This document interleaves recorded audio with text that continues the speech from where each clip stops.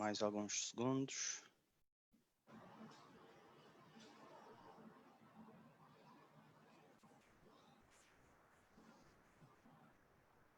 Ok. Paulo Autório, grande Paulo Autório, bem-vindo. Iniciei este ciclo Uma Volta ao Caldeirão, que pretende recordar as glórias do Marítimo. Muito obrigado por aceitar o convite. É para mim uma honra inestimável ter a possibilidade de dialogar consigo e assumo a condição, enquanto adepto, assumo essa condição de porta-voz de todos os maritimistas que o carregam no coração, pelo que será certamente uma conversa inesquecível. Obrigado, Paulo. Eu que agradeço a oportunidade, com emoção também que eu me dirijo a todos os madeirenses que estão juntos conosco, aos amigos, grandes amigos que tenho, e que desejo em breve poder estar juntos em uma visita que tenho como objetivo fazer assim que for possível. E é uma satisfação falar com você, Vitor, que representa aquilo que é o verdadeiro adepto maritimista, o amor que tem pelo clube, e como você, por uma legião de adeptos que estarão sempre na minha memória e no meu coração. Não vou dizer na minha e no meu, vou dizer na nossa, né? Com todo aquele grupo extraordinário de pessoas e de profissionais que estavam envolvidos e que lutaram com muito sofrimento, com muito sacrifício, mas com muito prazer, né? E sempre com a tentativa de proporcionar aos adeptos bons espetáculos e, ao mesmo tempo, ser competitivo para atingir os objetivos que, graças a Deus, conseguimos atingir. O Paulo chega ao Marítimo na época 90-91, e é a partir daí que começa a montar uma equipa que mais tarde há de conquistar aquelas 2 qualificações consecutivas para a Taça UEFA. Vamos recordar essa primeira época, 92-93, aquele célebre jogo contra o Boa Vista, 3-2. Ao intervalo está 1-1, e nós precisávamos de ganhar, porque no último jogo íamos ao Estádio das Antas, o Porto já era campeão nacional, se não me engano. Portanto, era imperativo vencer esse jogo para não precisarmos da calculadora no Estádio das Antas. O que o Paulo disse aos seus jogadores antes do jogo, na preparação, durante toda essa semana? A Madeira fervilhava com a possibilidade de finalmente termos uma equipa no alto mar da Europa. Quais são as recordações dessa semana? Bem, vou lá chegar, mas antes permita-me dizer algo, né? Eu sempre fui, sou e continuarei a ser um homem de equipe, né? Eu tenho falado muito aqui no Brasil, em algumas, não poucas entrevistas que tenho dado ao longo dos anos, né? Que tive a oportunidade de trabalhar com um líder que, para mim, representou aquilo que deve ser, né? Um líder, um gestor de um clube como presidente, né? Rui Fontes. Dr. Rui Fontes, pela maneira como as coisas foram acontecendo de menos para mais, a cada época com mais sólida, mais solidez, com mais garantias. Mas isso não seria possível se ele e todos os seus pares não estivessem a ouvir as ideias que tínhamos, né, cara, nos apoiar muitíssimo, a todo o nosso grupo de jogadores e equipa técnica, e a cada ano entendendo as necessidades que tínhamos, né? Eu lembro perfeitamente que, ao final do meu primeiro ano, quando falávamos em renovar o contrato, falamos, vamos renovar, mas precisamos falar em estabilidade, não em Europa. E ele publicamente assumiu isso com uma forma que só os homens de verdade têm a coragem de fazer. e nós fizemos uma época tranquilíssima, chegamos em 6º lugar. No final do ano, às portas da Europa. Exatamente. Ao final do ano, ao falarmos em renovação, eu falei, agora sim vamos pensar em Europa. E ele imediatamente, e aí junto com todos, né, montamos aquela equipe. Foi um trabalho de todos. Né? O que aconteceu naquela semana, eu vou ser muito sincero com você, eu não tenho muitas recordações. Eu sei que algo como isso eu devo ter passado, transmitido, né? Que era um momento de nós desfrutarmos aquilo que tínhamos conseguido até então. Né? Que o fato de chegarmos ali já era significativo, e que o carimbar, né, a classificação aquele ambiente extraordinário, uma atmosfera linda, um caldeirão, e a cada jogo nossos adeptos nos proporcionavam. E o que nós queríamos porque o futebol, eu sempre falei isso aí, certamente vocês já devem ter me ouvido falar, continuo a falar quase no final da minha carreira, que os dois verdadeiros protagonistas do futebol são os adeptos, né, e jogadores. Essa reciprocidade que ocorre em um jogo de futebol, que faz o futebol ser a paixão que é ao redor do mundo. E o nosso objetivo era fazer aquelas pessoas que iam lá saírem contentes, felizes, satisfeitas e, acima de tudo, confiantes naquilo que seria o passo seguinte da equipe. E, graças a Deus, as coisas caminharam nesse sentido. Então, eu devo ter falado isso. O fato deles chegarem até onde chegaram já mostrava o quão vitoriosos eram e que era importante desfrutar, sabendo que os níveis de ansiedade naquele jogo deveriam, como estiveram, mas a equipe, como sempre, soube superar, né, com um coletivo muito forte, individualidades aparecendo nos momentos importantes. Aquele jogo contra o Boa Vista, nós estávamos a perder por 2-1, já bem perto do fim. Alguma vez duvidou da reviravolta? Não, aquela equipe nunca me deixou em dúvidas, né? Lembro de um jogo que, para mim, representou ali a nossa chegada. Para mim, particularmente, a certeza de que nós chegaríamos. Foi o jogo contra o Sport em casa. 4-2. Então, quando o Valido faz o 4º gol ali, foi algo... pela jogada coletiva, né? Uma transição muito rápida, grande definição do Valido.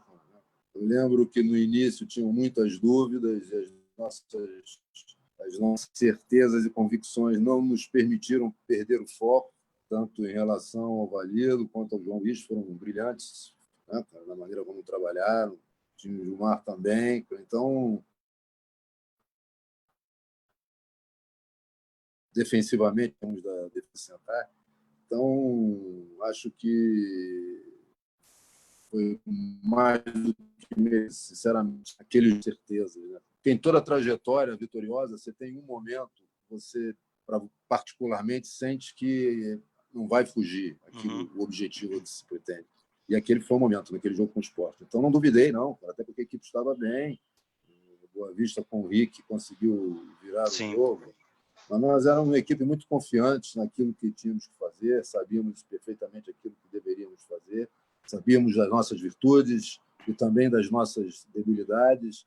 Isso é que é grandioso, quando você sabe disso. Mas sempre potencializávamos muito as nossas virtudes e, com isso, as coisas aconteciam de maneira rentável, né? Ou seja, conseguia-se os objetivos. Há um episódio do jogo contra o Sporting, eu abordei esse episódio com o Rui Vieira e com o João Luís. E as imagens são elucidativas, mas eu poderei estar a romantizar esse episódio. Nós saímos num contra-ataque, no 4º gol. Está 3-2. Um jogo perigoso, um resultado perigoso. E a vitória era fundamental. E estávamos a enfrentar um Sporting com um poderio atacante temível. Com Sherbakov, com Balakov, com Cadete. E saímos num contra-ataque, há um toque de calcanhar do Edmilson, a bola chega ao Paiva, o Paiva retém a bola, o Paulo Alves prende os centrais e fica em fora de jogo e aparece o Valido, um central, na cara do guarda-redes. Um central, não é uma coisa habitual. Aparecer na posição do ponta de lança. Exatamente, mais ainda quando você necessita, né, a vitória é imperiosa, imperioso você ganhar, e nós estávamos a ganhar de 3-2, não que se esteja preocupado apenas em manter o resultado, né? Aquilo demonstrava a alegria que a equipe tinha de jogo, a confiança que tinha nos conceitos táticos e estratégicos que aplicava a cada jogo, né? Por isso que eu digo, aquele foi um gol, para mim, extraordinário e representou muito e ilustra perfeitamente as suas palavras aí. E aquilo que eu disse em relação ao jogo, que me deu a certeza de que não deixariam de atingir o objetivo, né? E também não pode deixar de me recordar o jogo contra o Benfica, que fomos tentar o jogo lá. Poderíamos ir também à espera de um ponto, nos defender, mas seria ser desleal com a nossa proposta ao longo da trajetória, não ao longo daquele ano, ao longo dos anos em que Sim. isso tudo veio a ser construído. Porque não podemos nos esquecer também daqueles jogadores que fizeram parte dos anos anteriores, que nos deram confiança, porque seguíamos adiante, à frente, com solidez, sabendo que não haveriam retrocessos, né? Até porque o grupo, em termos de qualidade técnico, competitiva dos jogadores, taticamente, nos conceitos táticos estratégicos e, acima de tudo, no comportamento, a cada ano, né, havia uma seleção natural e nós conseguíamos aumentar muitíssimo o nosso nível, né, do todo, né, com a visão sistêmica do todo, e isso foi evidente. Por isso, não podemos esquecer daqueles que estiveram nos anos anteriores e que nos proporcionaram essa solidez e o ápice daquilo que o clube sempre desejou, que era estar envolvido nas competições europeias. Exato. Em 92, 93, o Marítimo, sob o seu comando, faz 56 golos. Fomos o terceiro melhor ataque do campeonato. São números hoje impraticáveis. E marcámos mais golos do que sofremos. Era uma equipa com um nível técnico elevadíssimo, mas após estas conversas, mas essa sensação já se transmitia ao adepto. Era um grupo de homens bons e que acreditavam no líder, ou nos líderes, neste caso, o Paulo e o presidente Rui Fontes. Nós tínhamos um ambiente extraordinário, né? Que se traduzia dentro de campo, mas fora também era, no dia a dia, nos momentos em que podíamos compartilhar momentos de lazer, né? Juntos, estávamos sempre muito coesos, e a gente sentia isso no dia a dia. Eram homens de caráter, com um comportamento extraordinário, comprometidos e engajados com um objetivo comum, né? Porque a equipe tinha muita qualidade individual em todos os setores. Sim. Mas as individualidades trabalhavam muito para o coletivo e nem por isso deixavam de luzir, né? de aparecerem. Isso é que faz uma grande equipe, quando é feita por jogadores com qualidade, mas que se doam, entregam em uma organização coletiva, né? Eles têm liberdades, né, de serem o que são, né, e podem agir, mas não agir livremente, agir através de conceitos estratégicos definidos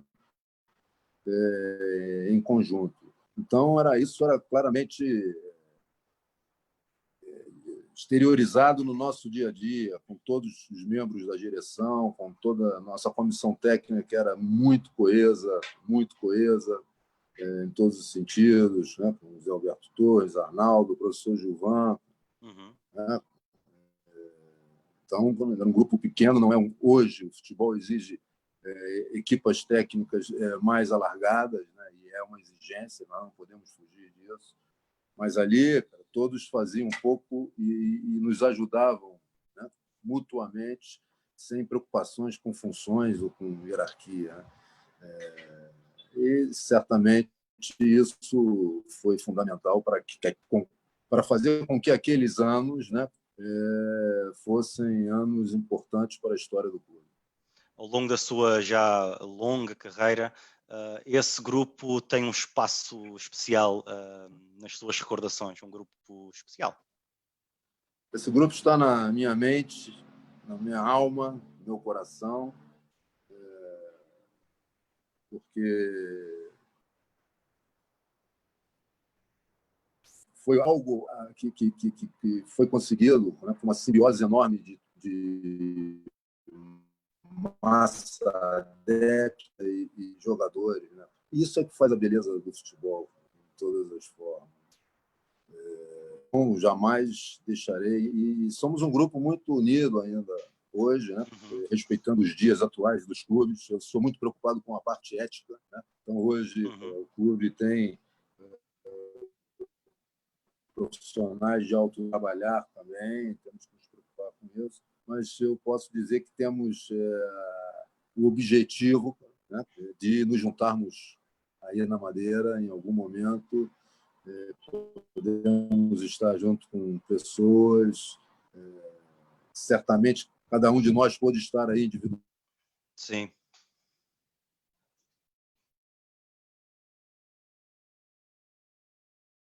Houve agora uma falha.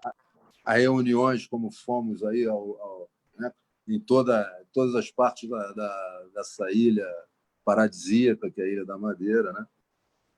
E da qual eu estarei sempre ligado, né? Porque a minha filha mais nova nasceu aí e nós temos uma ligação extremamente afetiva com a Madeira e eterna, né? Certamente. Paulo, a pergunta que se impõe e que todos os maritimistas gostariam de formular, um eventual regresso ao Marítimo, admitiria? É o nosso sonho, é o nosso sonho. Eu já tenho uma idade cronológica, me sinto bem, estou a trabalhar, né, nesses anos todos, não parei, não pretendo parar por agora. Aqui no Brasil tenho trabalhado também como gestor técnico, né, em alguns clubes, agora para um clube que também é muito importante para mim, o Botafogo, que me proporcionou, quando voltei de Portugal, completamente desconhecido aqui no Brasil, pessoas também a quem devo bastante, tiveram a coragem de me proporcionar aquela oportunidade e que, graças a Deus, terminou em título brasileiro também, né? Muito também pelo Wilson Gotardo, que teve uma passagem Jogou no aí, Marítimo, sim. exatamente, estava aqui no Botafogo e no pouco tempo que nós tivemos a trabalhar juntos, ajudou com que meu nome fosse aceito para aquele momento. Então, hoje, somente por ser o Botafogo, eu abri mão daquilo que estava a fazer aqui no Brasil, gestor técnico. Mas fora do Brasil, tenho trabalhado e continuarei a trabalhar ainda por alguns anos aí como treinador. Portanto, há esperança. Há esperança. Como eu lhe falei, a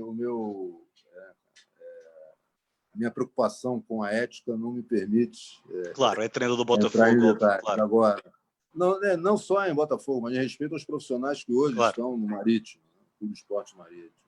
Claro, mas claro, não é algo impensável, de maneira nenhuma.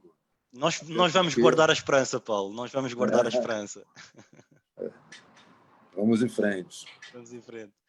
Paulo, a sua carreira foi campeão do mundo de clubes pelo São Paulo.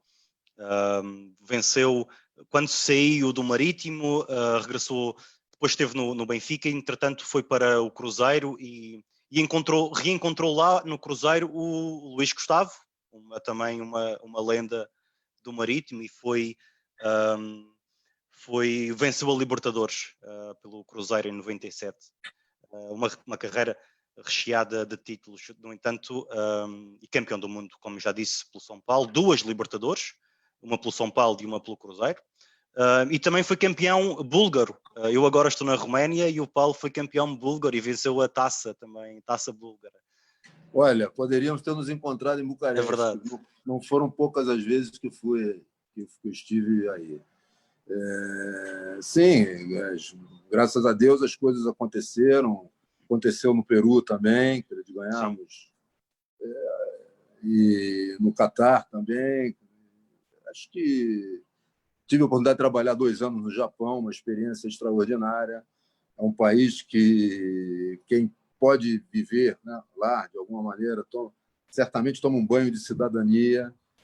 Eu pude tomar esse banho e comprovar isso. Foram 2 anos. Então, tenho tido, isso a mim foi uma decisão que tive quando muito jovem, como, né, na idade cronológica e de carreira também, decidi viver e trabalhar fora do país, com o objetivo de poder, de alguma maneira, me aprofundar em culturas distintas, identidades, costumes, hábitos, idiosincrasias. Então, isso, para mim, em termos pessoais, iria me fortalecer muito como foi possível, né?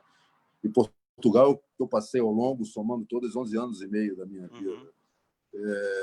E profissionalmente também, porque ele exigia uma coisa que creio que é fundamental para qualquer profissional, seja de que setor profissional estiver envolvido, que é adaptabilidade, a capacidade que você tem de se adaptar-se a costumes, a hábitos, a culturas diferentes, e nem por isso deixar de ter performance na sua vida profissional. Isso, para mim, foi muito importante. Lógico que passa e me proporciona uma segurança muito grande, tanto em termos pessoais quanto profissionais, mas eu creio que ainda tem espaço aí para tentar atingir outros objetivos, né? E aonde estiver, me doarei dentro de um grupo, porque, como disse, sou um homem de equipe, para atingir a essas metas. Acho que um eventual regresso ao Marítimo um dia nós poderíamos aspirar à Liga dos Campeões. Paulo, Aquilo que eu vamos... falei, como treinador, sempre a minha preocupação, não existe nenhum treinador que possa fazer algo sem jogadores. Né? Então, sempre priorizei muito isso e sempre valorizei muito nas campanhas vitoriosas das quais tive oportunidade de vivenciar, né? Os grupos com os quais eu trabalhei, sejam de jogadores, sejam de equipes técnicas e de diretivos também. Essa sua integridade sempre foi notável e notória, e eu aproveito esta oportunidade, apesar de ser um ciclo dedicado ao meu clube, ao Marítimo, a sua história enquanto treinador é indissociável da história do Marítimo, mas também é indissociável da história da Madeira, porque o Paulo Autuori levou o Nacional à primeira divisão, pela primeira vez na história do Nacional. E eu gostaria também de deixar essa referência, porque há também nacionalistas a acompanhar este direto, e o Paulo Autuori também faz parte da história do nosso rival, e eu só tenho respeito pelos rivais. Exatamente, o respeito é fundamental, né? Nós somos profissionais e sabemos perfeitamente entender a identidade, né, de cada clube e respeitá-la. Né? O que mais me marca a minha carreira, para mim, quando eu olho para o meu interior, é que, graças a Deus, eu consegui estar envolvido em momentos importantes. Né? Foi essa situação do Nacional, foi do Marítimo ter atingido as competições europeias, depois o Botafogo foi o primeiro e até agora o único título brasileiro que o clube tem. No Cruzeiro não ganhava Libertadores há 21 anos e conseguiu. No São Paulo, a Libertadores também há 12 anos e meio e conseguiu de novo, e além disso, o título mundial. Então, isso para mim foi muito marcante. E a leitura que eu particularmente faço para isso, né? É entender exatamente os anseios dos clubes, né? E trabalhar junto de uma equipe com esse objetivo. Mas para que isso possa ocorrer, é necessário o comprometimento e, mais do que isso, o engajamento de todos, né? E as lideranças são fundamentais nisso, né? Por isso, volto a frisar, a liderança do Dr. Rui Fontes naquele momento foi fundamental pela sua humildade e entender e a cada ano proporcionar à equipe, a nós da equipe técnica, melhores condições, né? São poucos que têm essa humildade, porque normalmente quando se ganha, imagina se você conseguiu tudo e sabe tudo, então isso demonstra, né, uma marca forte do caráter e da excelência da pessoa. Então, essas situações para mim foram muito marcantes, que hoje representam muito além dos títulos da campanha vitoriosa, algo que eu devo valorizar muitíssimo dentro do meu interior.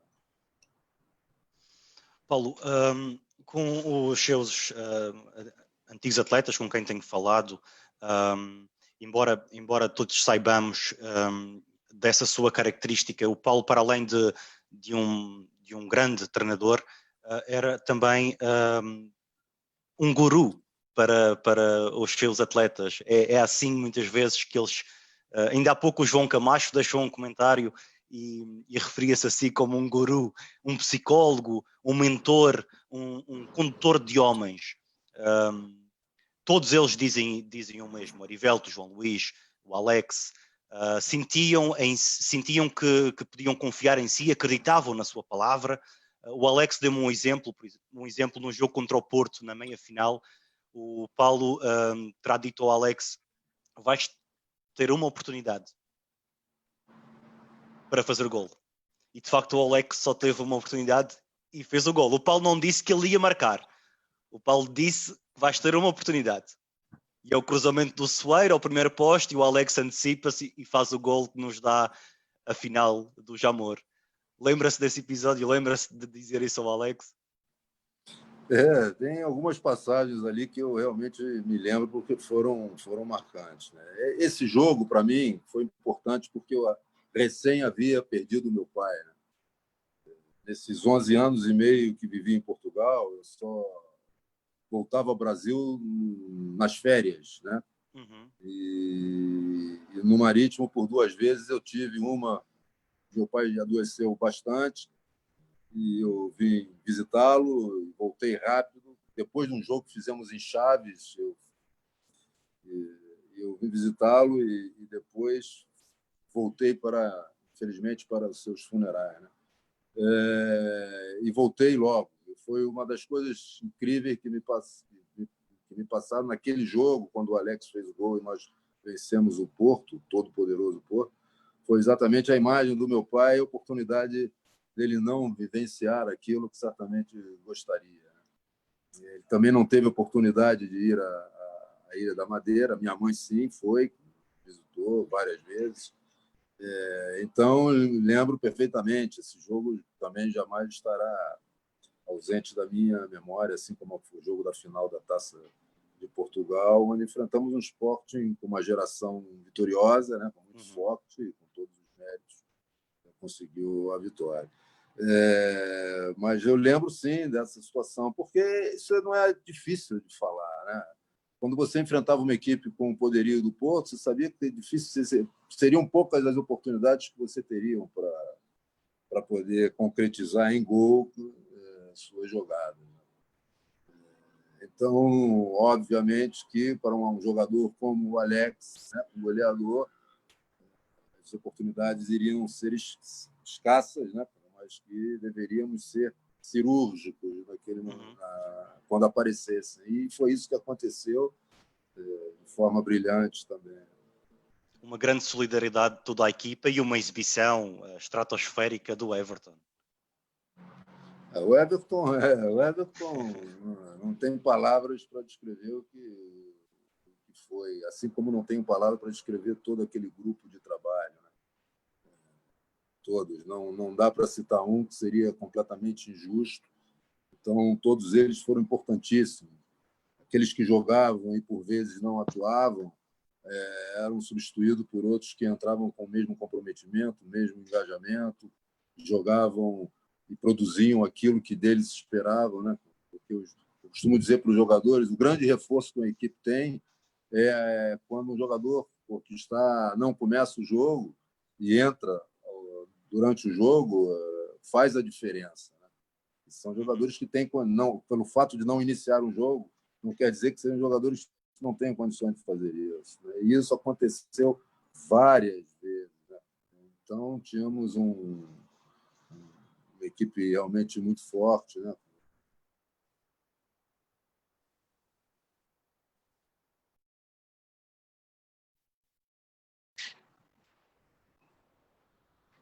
Houve aqui um pequeno problema com a ligação. Não sei se o Paulo continua a ouvir-me, creio que sim. Estou a ouvir bem. Ok, ótimo.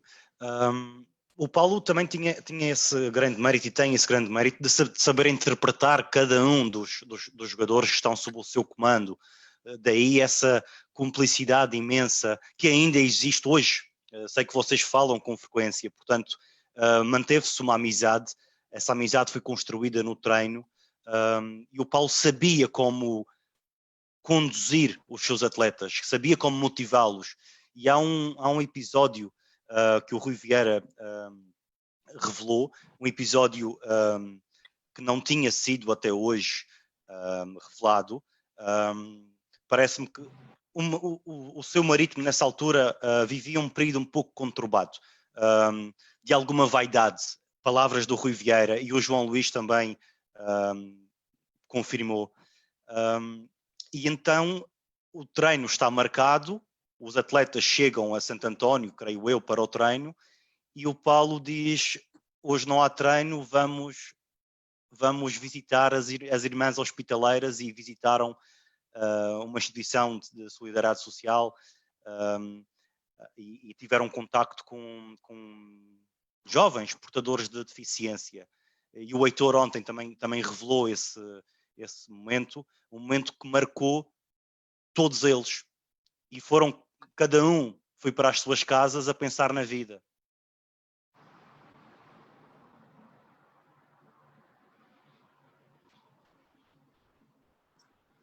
Verdade, esse momento complicado aí para ver.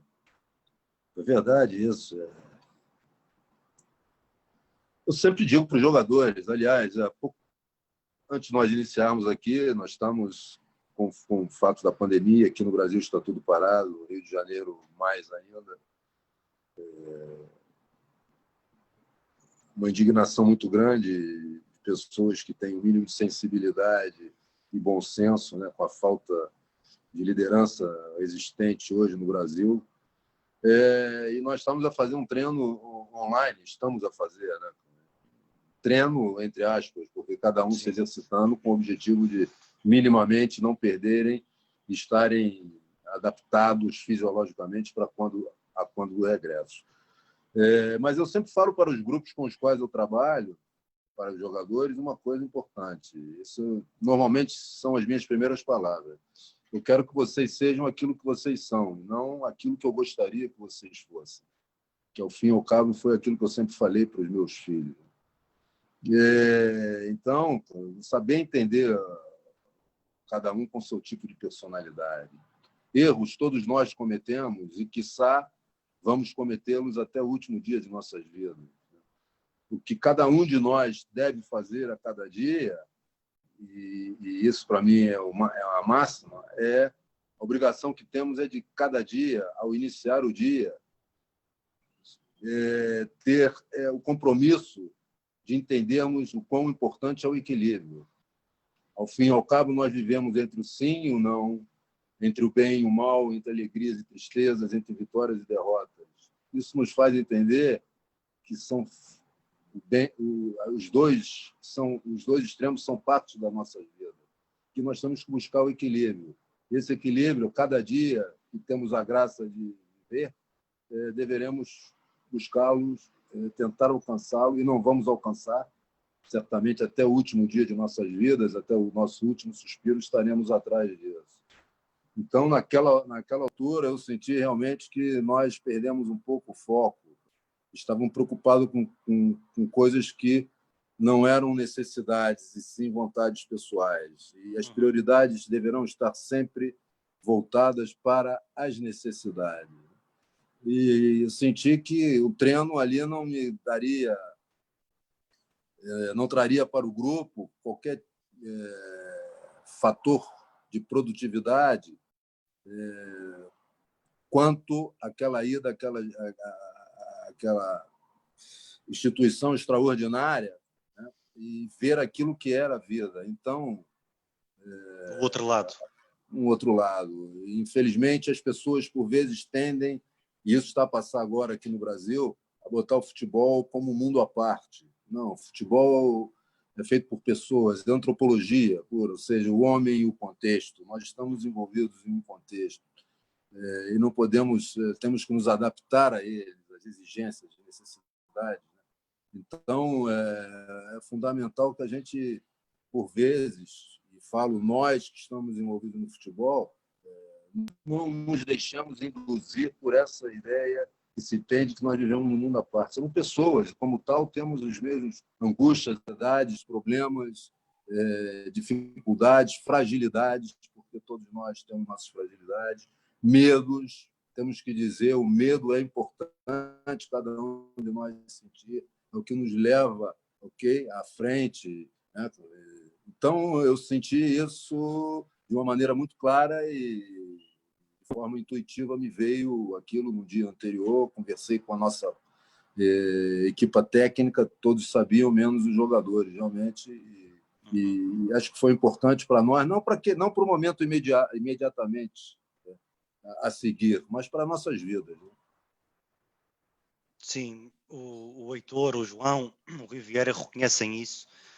Foi importante para devolver ao grupo o espírito de união e voltar a pôr os pés na terra.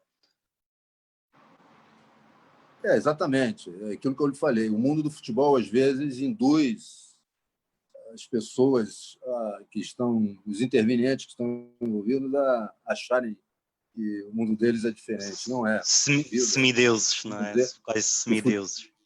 É isso que eu tenho dito aqui nesse momento: futebol é vida, e como tal, nós devemos preservá-la. Né? Esse é um momento que o mundo atravessa, que o foco deverá ser sempre este, ou seja, a preservação de vidas, a luta para preservá-las, não entender que estamos só no mundo, que temos semelhantes, nos cuidar e cuidar dos nossos semelhantes também. Então, o objetivo é justamente entender que, e a minha preocupação no dia a dia é essa, acima de tudo, porque a gente sabe aqueles que têm visibilidade no futebol, são jogadores, treinadores, o qual sou crítico hoje em dia, ou seja, o protagonismo que se dá aos treinadores hoje, volto a frisar no início da nossa conversa, os verdadeiros protagonistas são jogadores e adeptos. Então, é fundamental que a gente entenda da importância de entendermos a vida como deve ser. Né? Estamos apenas desenvolvendo o nosso trabalho, jogadores foram brindados, né? É uma dádiva que Deus lhes dá de poderem praticar uma arte, jogar futebol é uma arte, né? Então não podemos desperdiçar isso, temos um compromisso com essa graça que foi dada, eles têm um compromisso com a graça que foi dada a eles, né, de se comportarem e de terem uma vida consentânea com essa dádiva. É claro que para um jogador de futebol, para um treinador de futebol que atinge níveis competitivos elevados, há uma legião de seguidores e é bom e é raro também encontrar homens com a nobreza do Paulo, porque sempre foram um exemplo, sempre foram um paradigma para os adeptos os adeptos do clube que orienta, para os adeptos dos outros clubes. O Paulo é um homem consensual, respeitado devido precisamente a essa magnanimidade, a essa integridade, e nós sentimos muita falta disso no Marítimo. E principalmente, não principalmente, mas essa sua a ênfase que atribui aos adeptos. Infelizmente, nestes últimos anos, os adeptos do Marítimo têm sido um pouco descurados, para usarem um eufemismo. Têm sido um pouco descurados. E um clube só, uma instituição, é feita de pessoas. E se falamos de um clube de futebol, nós precisamos de gente dentro do património. Precisamos de gente no caldeirão. O caldeirão sem gente não fervilha. São as pessoas que trazem essa faísca, como acontecia na década de 90, com grandes líderes como o Paulo Autuori e como o Rui Fontes. O Paulo sentia essa comunhão com os adeptos sem dúvida. Sem dúvida. Já existiram vários momentos desses, sem dúvida. E creio que existem vários exemplos disso que podem ser ilustrados através de imagens ou de fotos. Sim. Essa comunhão que existia, né?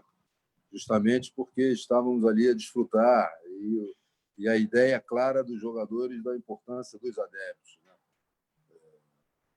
Volto a frisar, a beleza de um jogo de futebol e por isso é a paixão que é no mundo todo, esse ambiente, essa atmosfera criada, né, de reciprocidade entre jogadores e jogadores, né? Isso é que faz o futebol ser o que é. O Paulo lembra-se do velhinho do Marítimo, aquele senhor que estava sempre trajado de verde rubro e com um guarda-chuva, fizesse chuva ou fizesse sol, sempre. Acompanhar as ações defensivas e ofensivas. Exatamente. Ele percorria o caldeirão todo, tinha livre acesso.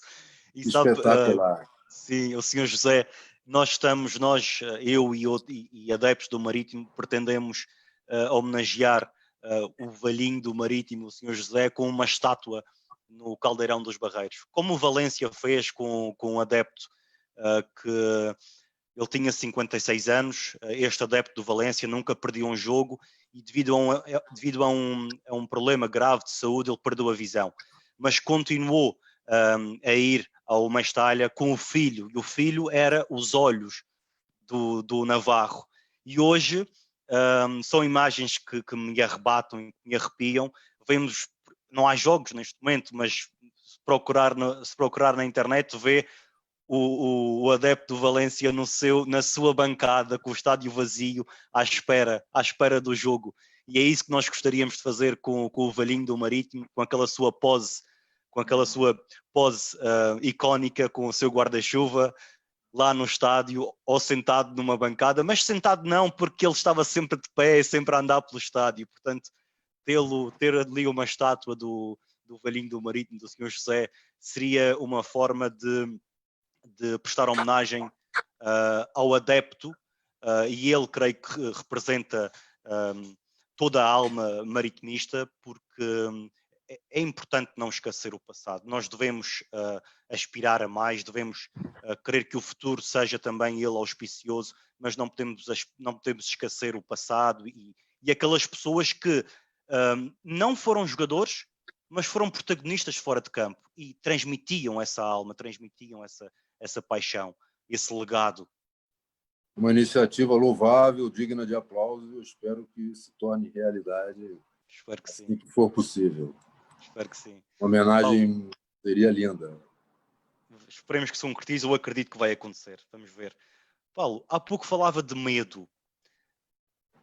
Sentiu que os seus jogadores foram afetados pelo medo no Jamor? O Alex falou em medo contra o Sporting. Aquela atmosfera, 5.000 madeirenses engolidos por sportinguistas. O Sporting não ganhava nenhum título há 18 anos, tinha uma grande equipa. Como é que foi? Eu acho que, não, sinceramente, honestamente, não posso lhe dizer sobre esse sentimento. Eu prefiro ver, como você disse, liderado pelo Carlos Queiroz. Era uma geração no esporte muito vitoriosa, né, em termos de futuro, com muita qualidade, e foi um jogo de futebol. Logicamente que aquilo, como eu disse anteriormente, os níveis de ansiedade em jogos como esse, principalmente em situações inéditas também, me parece que foi algo inédito chegar à final da Taça de Portugal, normalmente elevam muitos níveis de ansiedade. Alguns conseguem controlar mais, outros nem tanto. Isso é normal, mas a equipe tentou lutar, desenvolver o seu futebol e foi superada por muito mérito por uma equipe de muita qualidade. Sim. O Marítimo chegou a mais uma final do Jamor em 2001 e também perdemos contra o Porto, num jogo infeliz para para o árbitro, anula um golo limpo ao Kim, e nessa altura esse golo dar-nos-ia a vantagem, acabámos por perder por 2-0, creio que 2 golos do Alenichev. Esse Porto, 2001, também era um grande Porto. Eu há dias revi todo o jogo do Jamor em 95, o Marítimo entra na segunda parte com outra atitude, pelo menos com outra disponibilidade para o ataque, e até poderíamos ter chegado ao empate, mas uma vez mais o Everton faz uma exibição incrível, outra exibição antológica. Talvez já com os níveis de ansiedade mais baixos, né? Sim. Mais ambientados àquela atmosfera fortíssima, né? Pudéssemos estar mais próximo daquilo que era realmente o nosso futebol. Sim. Não fomos capazes de expressá-lo na primeira parte. São situações que a gente que vive no futebol há algum tempo sente que são normais e, acima de tudo, aqueles que deixam de ganhar devem ter a hombridade e um gesto de grandeza, que é reconhecer a superioridade do adversário sem que isso represente diminuir as suas virtudes. Sem dúvida, sem dúvida. Paulo, há um outro jogo que eu gostaria de abordar consigo. É inevitável enfocar esses jogos contra a Juventus, uma super equipa da Juventus com Del Piero, com Baggio, com Ravanelli, Vialli. Como é que preparou? Quando batemos o Arau e sai a Juventus, qual foi a sua reação? Enfrentar jogadores que 3 meses antes tinham perdido a final contra o Brasil em 94. A sensação que me veio é: vamos desfrutar essa situação, porque é um momento importante para cada um de nós, em termos individuais, para o grupo, como equipe, e para o clube. Eu tenho alguns jogos na minha carreira que... Outro dia eu vi uma declaração do Guardiola muito interessante, quando ele estava em uma conferência de imprensa e fizeram uma pergunta sobre alguns movimentos de substituições que ele fez. E ele falou: vocês estão aqui há tanto tempo, já me viram fazer isso em outras vezes e deu certo, e nessa não dá certo. Então, o que ele quis dizer é a tênue linha que, por vezes, em alguns jogos, e não são poucos, separam a vitória da derrota. Ou seja, você está melhor no jogo, tem uma oportunidade clara, é infeliz, ou por mérito do adversário com seu guarda-redes, impede, e logo a seguir sofre um gol e você animicamente vai abaixo. Então, são situações comuns dentro do futebol. Mas aquele jogo é um desses jogos em que, o jogo da Madeira, nós fizemos uma belíssima exibição, assim como fizemos em Turim também, com a bola do Vado no travessão. Agora, era uma equipe incrível, se eu salvo erro, entre o 39º e o 42º minuto de jogo, o Ravanelli vai, cruza e põe na cabeça do... Não, foi cruzamento do... O Baggio, salvo erro, né? Uma trivela. Vai, cruza na cabeça do Ravanelli. Então, mas nós fizemos um grande jogo, e não vamos esquecer que naquele jogo uma das grandes figuras foi o Peruzzi. Foi o melhor em campo. Exatamente, foi eleito pelas defesas que pôde fazer. Então, a equipe jogou, não temeu o adversário. Aquilo, para mim, foi algo extraordinário. E depois, no jogo de Turim, também teve uma prestação extremamente qualificada e que nos deixou orgulhosos daquela equipe, daquele grupo. Jogámos de igual para igual contra a Juventus e fomos superiores à Juventus, principalmente na Madeira. Eu lembro-me, falei com o Alex sobre isto, nós construíamos o nosso ataque a partir do guarda-redes, saíamos a jogar contra a Juventus. Isso, para além da grande qualidade da nossa equipa, revela também a grande audácia do seu treinador. Enfrentar a Juventus de peito aberto como nós enfrentámos. Mas, Vitor, você tocou em um ponto fundamental agora, que é um motivo para a reflexão em conjunto de todos aqueles que estão conosco. Hoje o futebol exige praticamente que as grandes equipes saiam a jogar desde seu guarda-redes. Logicamente, os guarda-redes hoje é utilizar muito mais os pés, né? uma mudança de regra também, né? De não poder...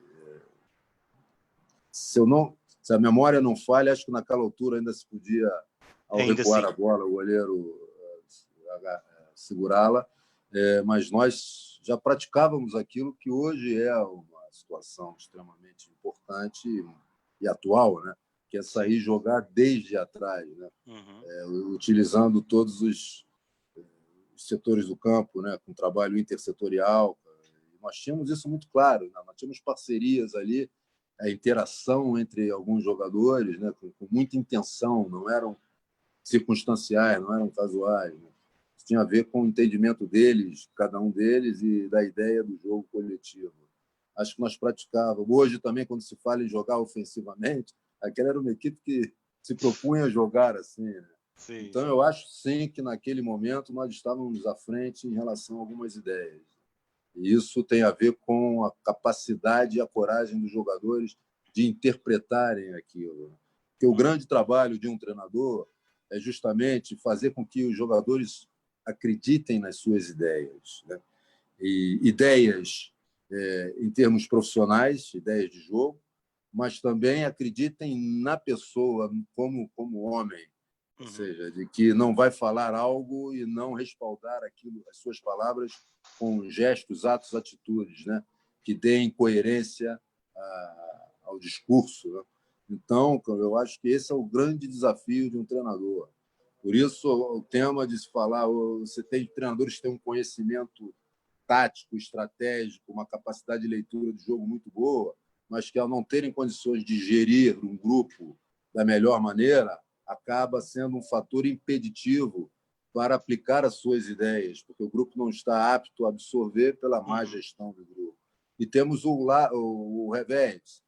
Treinadores que talvez não tenham como característica muito o conhecimento, a metodologia de treinos, a ideia de jogo, mas tem uma gestão de grupo fabulosa e que permite com que os jogadores, né, criem uma atmosfera e um ambiente que os faça superar talvez aquela dificuldade. Então, são situações que os treinadores devem pensar e ver a importância de tentar ao máximo equilibrar as duas coisas: o conhecimento, metodologia, ideia de jogo com a gestão de pessoas. O Paulo sente que aquele remate do Vado à barra no Caldeirão poderia ter alterado a nossa história. Poderia ter alterado a nossa história. Eu costumo, até ontem estava a participar também de uma entrevista online e eu utilizei esses termos, né? Eu não sou sócio do clube do C. Sim, né? Claro. A gente tem que viver na realidade. As coisas acontecem e tem um motivo, uma razão para acontecer. Aquilo foi felicidade, a felicidade bateu a porta da Juventus, da equipe adversária, e aquilo é tênue linha. Deixamos ali, talvez, de ganharmos o jogo, e aí sim, as coisas poderiam. Mas eu prefiro pensar que era aquilo que deveria acontecer, aconteceu, sim. E que nós, lógico que queríamos, imagino que seria ultrapassar a Juventus ali.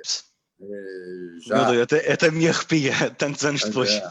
Naquela altura, né? Mas eu acho que a própria imprensa, né, tanto portuguesa quanto italiana, reconheceu, né, a qualidade do jogo, a coragem, a ousadia da equipe do Marítimo de não se acovardar, pensar apenas em um resultado e de tentar jogar futebol.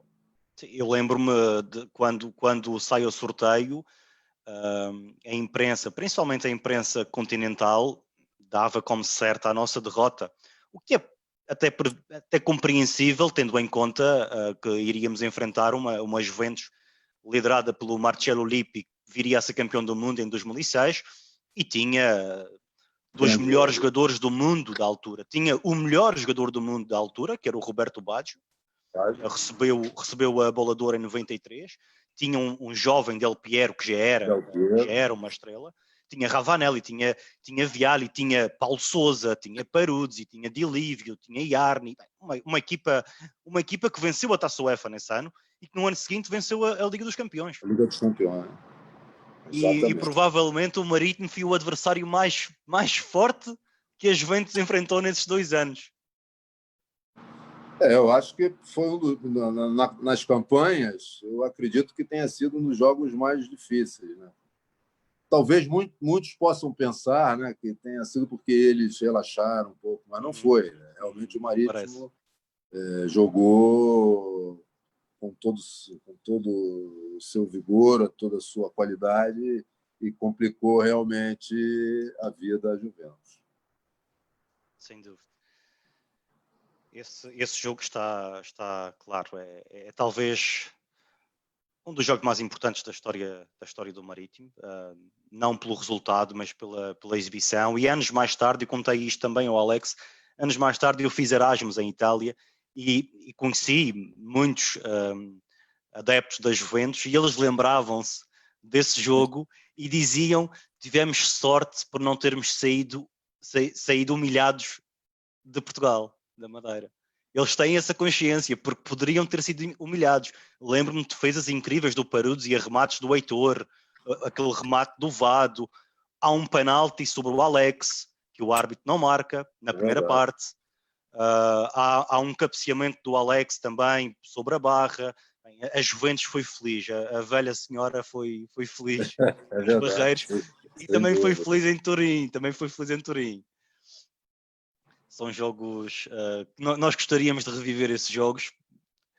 A possibilidade é revivê-los via YouTube. Ainda há dias que também vi todo esse jogo da Madeira.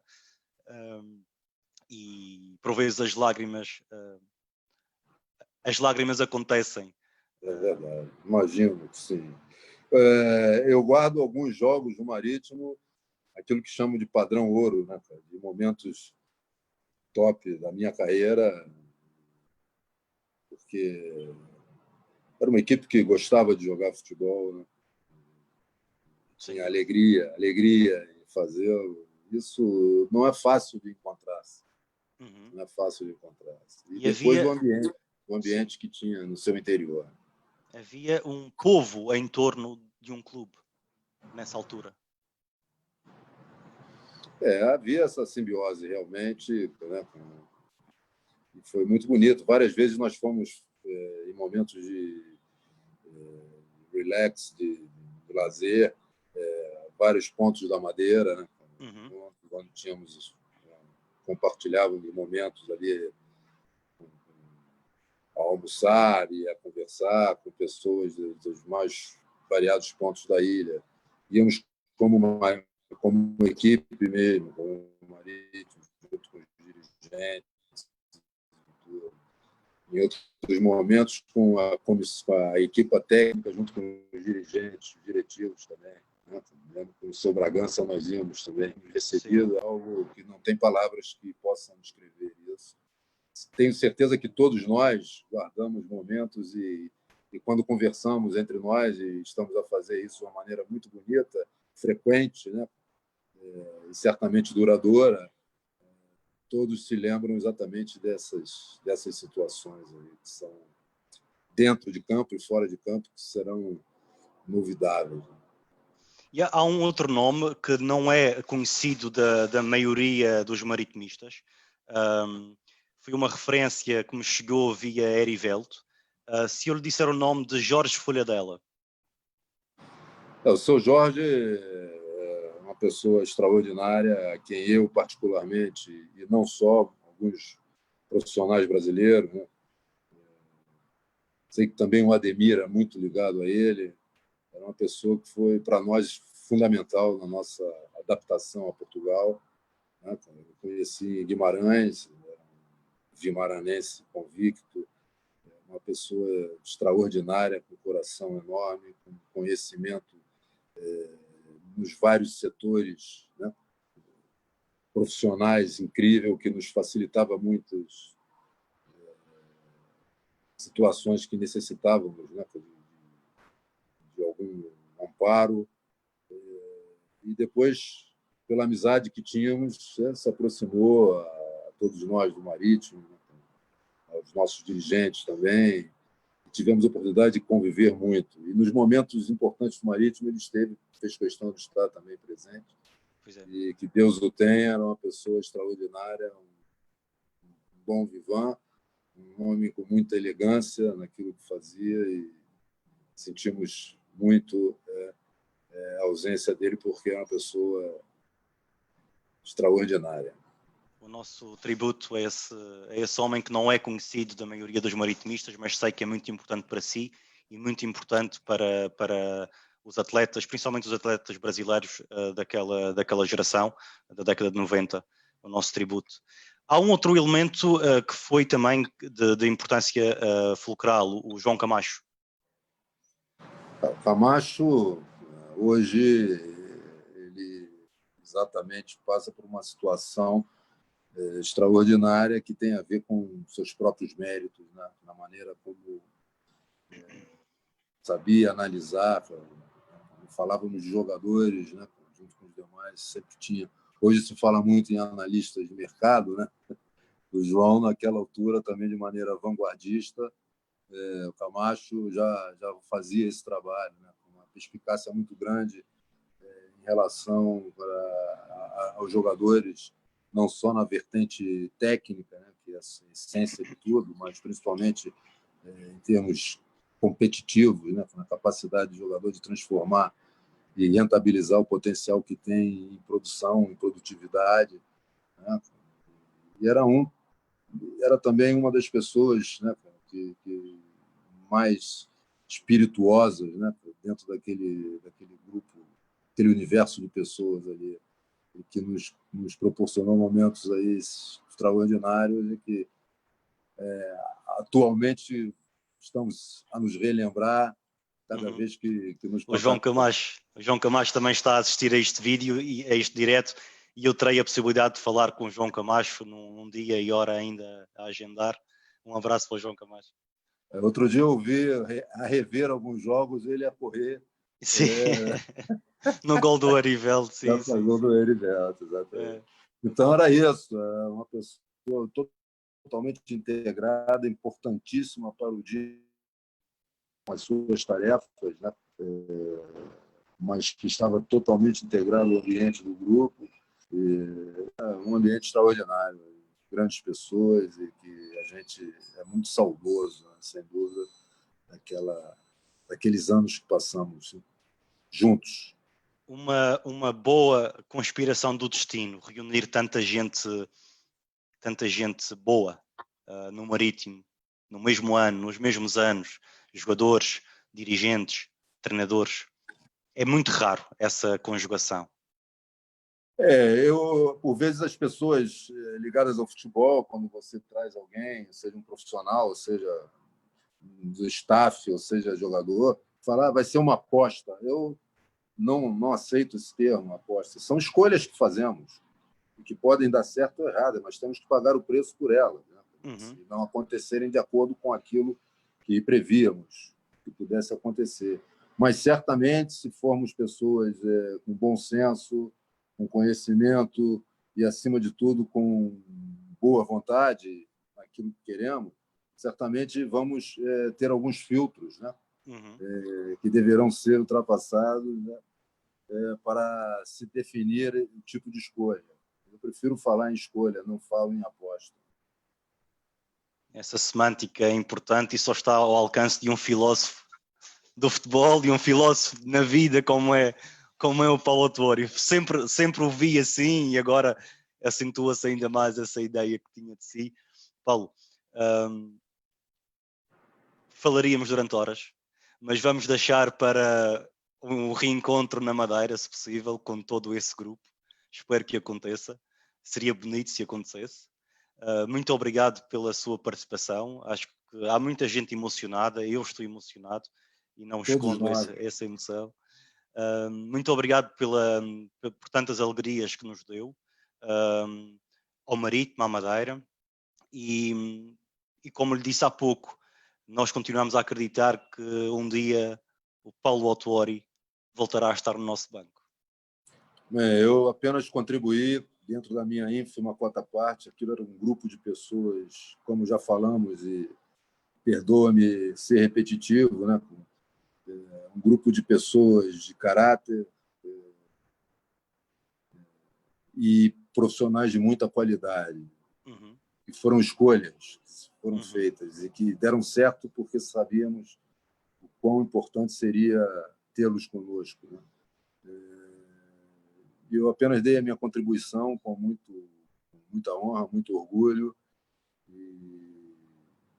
e quero sim, como naquela altura foi um sonho para nós chegarmos a uma competição europeia, também é um sonho podermos, já com idade, nos juntarmos aí, compartilharmos momentos daquela altura, momentos atuais, e, de novo, mostrarmos aquilo que éramos, né?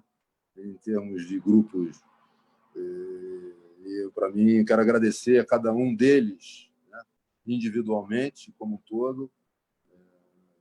Não poderia desenvolver meu trabalho se não fossem eles, diretivos, funcionários, jogadores, membros do staff, da equipe técnica, e especialmente aos adeptos, né? Que são e serão a grande razão de um clube de futebol existir. Obrigado pelas suas palavras, Paulo. Ficamos então a ansiar por esse reencontro na Madeira. Que aconteça, vai acontecer, se Deus quiser. Paulo, boa sorte para o seu Botafogo. Tem em mim um torcedor. Esperemos que esta pandemia, o Brasil está a viver um período cataclísmico, que tudo seja ultrapassado. Duvido que o seja com esta liderança, mas são contas de outro rosário, não entram propriamente neste debate ou neste diálogo. Tudo bom para a sua família, para si e para a sua família, para o Botafogo, e continuaremos em contacto e a Madeira espera por si. E os maritimistas esperam por si. Houve aqui uma interrupção, não estou a ouvir o Paulo.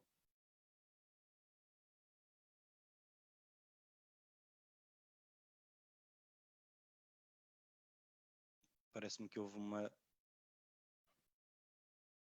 Vamos lá ver se consigo voltar a ouvir o Paulo, não sei.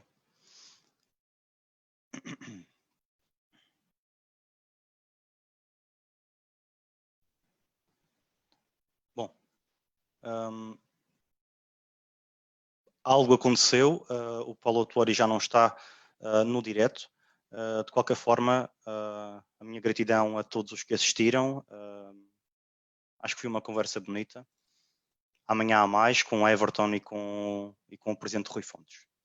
Vamos a eles, viva o Marítimo, até à próxima.